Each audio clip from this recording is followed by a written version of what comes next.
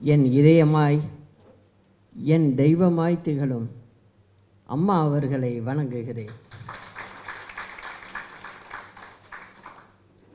அன்பு சகோதரர் திரு ஓ பன்னீர்செல்வம் அவர்களே, சட்டமன்ற உறுப்பினர்களே, அனைவருக்கும் எனது வணக்கங்கள். நம் அம்மா அவர்களின் மறைவுக்கு பின்னால் அனைத்திந்திய அண்ணா திராவிட முன்னேற்றக் கழகம் என்கிற இந்த தங்க கோட்டையில் விரிசல் வராதா என்று கணக்கு போட்ட நம் அரசியல் எதிரிகளின் எதிர்பார்ப்புகளை பொடி பொடியாக நொறுக்கி காட்டிய உங்களுக்கும் கழகத்தினருக்கும் என் இதயம் நிறைந்த நன்றியினை உரித்தாக்குகிறேன். தருணங்கள் எப்படி வந்தாலும், சூழ்நிலைகள் எப்படி வந்தாலும் நாம் நிரூபித்து காட்டி வருகிறோம்.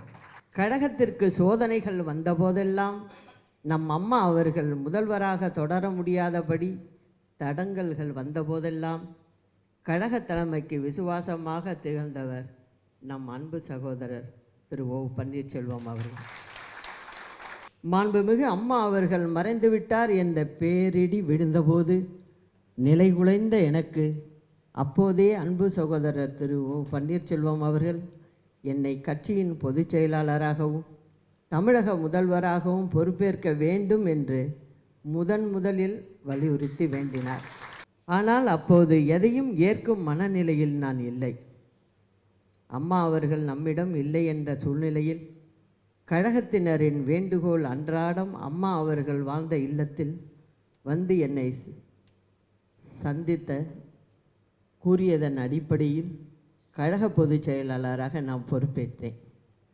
1000 ஆண்டுகள் ஆனாலும் கழகம் என்றும் மக்களுக்காக உழைக்கும் என்கிற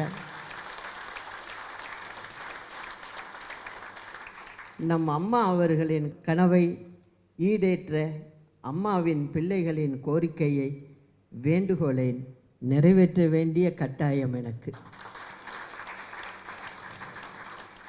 அதேபோல் இப்போதும் கட்சியின் பொதுச் செயலாளராகவும் தமிழக முதலமைச்சராகவும்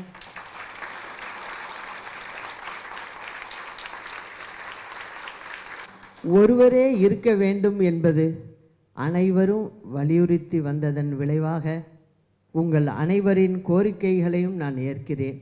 அம்மா அவர்களின் கனவுகளை முழுமையாக நிறைவேற்றுவேன்.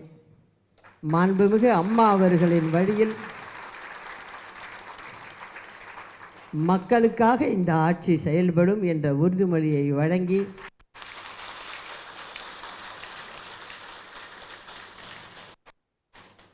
அண்ணா நாமம் வாழ்க, புரட்சித் தலைவர் நாமம் வாழ்க, புரட்சித் தலைவி அம்மா அவர்களின் புகழ் என்றென்றும் ஓங்குக.